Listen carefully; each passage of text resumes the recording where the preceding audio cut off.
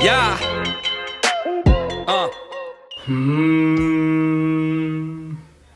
Hello everyone and welcome to week 5 of the Waiver Wave.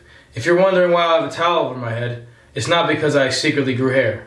It's actually because on this week of the Waiver Wave, I am going to be the wizard of the future with the help of my trusty headpiece here and this crystal ball. I am going to let you know some players that may not be able to help you this week, but if you add this week, you will be looking into the future of a long and successful fantasy season. The first person in the future waiver wave is Donta Foreman of the Houston Texans. Alfred Blue had a great game with Lamar Miller gone, and Donta Foreman is coming off the PUP list right into the backfield of the Houston Texans. The Houston Texans offense has been struggling for a running game all year, and Foreman may be just a player. The team says he's ready to play as soon as he gets off the PUP. If you add him now, he could pay dividends in the future.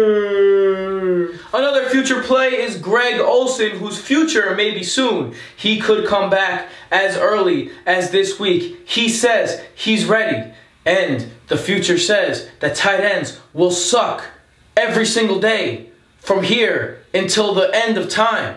So you must grab any tight end you can. With Greg Olsen coming off the IR, he might be on the waiver wires in your league. Go pick him up if he is. Looking deep into the future, Hunter Henry, another player at the disgusting position of tight end, started running for the first time this week. The only problem is he has a bad ACL, and he's only been out for 4 months. So, although Hunter Henry can definitely make a difference if he comes back in your lineup, this is not a guy who you're stashing yet. But put him on that watch list. If you are struggling at tight end, he's the type of guy that if he comes in week 14, 15, or even the championship week of 16, you could be happy that you looked into your crystal ball and saw the future.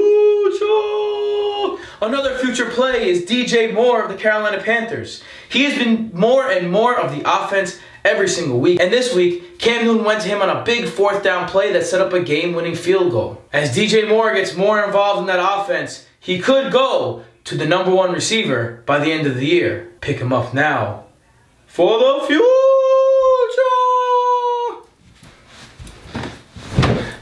Damn, it's hot in that thing. It's time for the present. The future's fine, but if you're not a fantasy beast with everything going the right way, you need guys for this week. With Jay Ajayi hitting the IR, Wendell Smallwood is the pickup of the week. Smallwood already has a defined role as the passing down back in Philadelphia, and last time Jay Ajayi missed an extended period of time, it was Wendell Smallwood who got 15 carries when everyone expected it to be Corey Clement.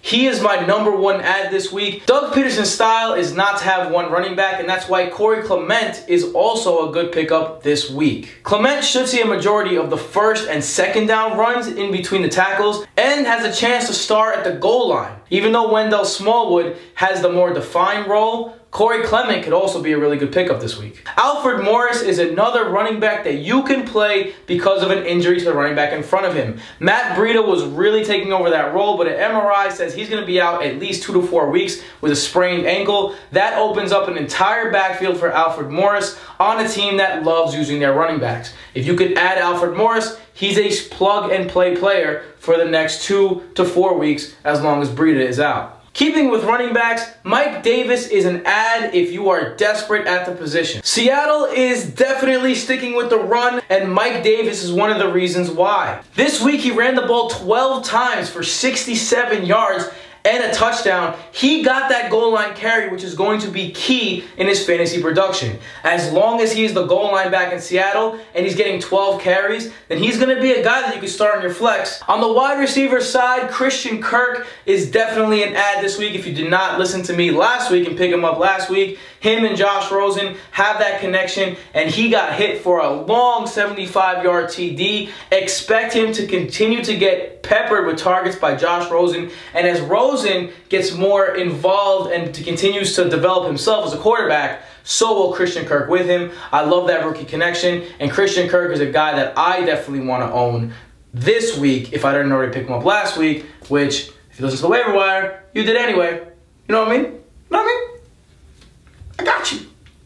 And for the last player, another tight end that you should have put on your team last week, but if you didn't, it's all right. He's still available. Cameron Brate is a must-add for anyone with tight end woes. Jameis Winston is back, and in the last 2 years with Jameis Winston, Cameron Brate has had 105 catches, over 1,200 yards, and 14 touchdowns. That type of production does not grow on trees for the tight end, and you need Cameron Brate on your squad if you are tight end needy. Whether it's the future, the past, or the present, the waiver wave has got your back. I give you the wave.